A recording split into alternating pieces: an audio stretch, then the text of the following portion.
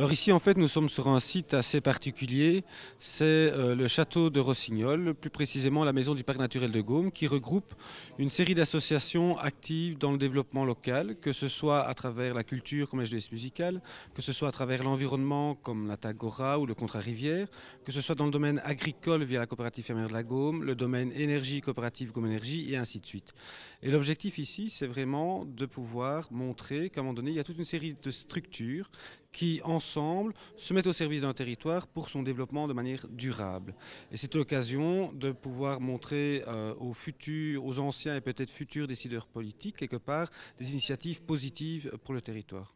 Le but à long terme, c'est une Gaume autonome et inscrite dans l'avenir, mais de manière positive. Oui, en tout cas, d'abord, on a le Gaume Jazz Off qui permet aussi de découvrir en parallèle au festival des lieux insolites de la Gaume et de la région. On va dans les ardoisières à Herbemont, on va dans un musée d'art contemporain à Mont-Leban, on va à Busnol à la ferme de Bar, on va au Pia Coulisses à la Morteau faire des concerts off. C'est une première manière de voir, de découvrir la Gaume. Mais aussi au niveau de la réflexion, il y a aussi, on a essayé de faire, de rythmer le déroulement du Gaume Jazz avec le parc de Rossignol, avec la chlorophylle qu'on y voit. Tout le monde a l'impression que le jazz a l'image d'Épinal d'une musique nocturne qu'on consomme d'une manière autour d'un verre de whisky dans des clubs enfumés. C'est un peu l'image que c'est. Nous, on fait ça dans la chlorophylle. On fait des concerts de jazz dans l'église. On fait des concerts de jazz en plein air, etc. On a énormément d'enfants sur la scène et en dehors de la scène. Et donc, j'ai cherché à inverser chaque fois, à prendre le négatif de l'image d'Épinal pour en faire l'image du Gaume Jazz. Ben ici, on est au parc du château de Rossignol, qui est à la fois maintenant le parc naturel, mais qui est aussi l'hébergement de toute une série d'associations, Natagora, Natagriwal, le Contrat Rivière-Semois, le syndicat d'initiative. Il y a aussi un accueil de personnes Alzheimer, il y a les jeunesses musicales, il y a le centre culturel, il y a une ludothèque. Donc ici, on est dans un nid, vraiment, un nid de développement, et avec certainement plus de 25 personnes qui travaillent ici dans différentes associations. Donc c'est un poumon pour la Gaume, c'est un poumon pour toute la région. On travaille pour 9 communes au moins. Avec les jeunesses musicales, on travaille pour une trentaine de communes en province de Luxembourg. Donc c'est un plaisir finalement d'animer toutes ces équipes. Moi, je m'occupe de quelques-unes des associations ici et j'ai des super animateurs, des super directeurs, et donc on fait un boulot du tonnerre.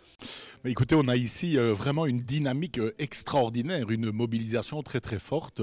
Elle est de nature associative, elle valorise le pays, elle valorise la nature, l'environnement, elle est porteuse d'un grand nombre de projets, à la fois des projets sociaux, des projets associatifs, des projets mémoriels aussi, et des projets qui finalement font beaucoup de liens et de liants dans le territoire.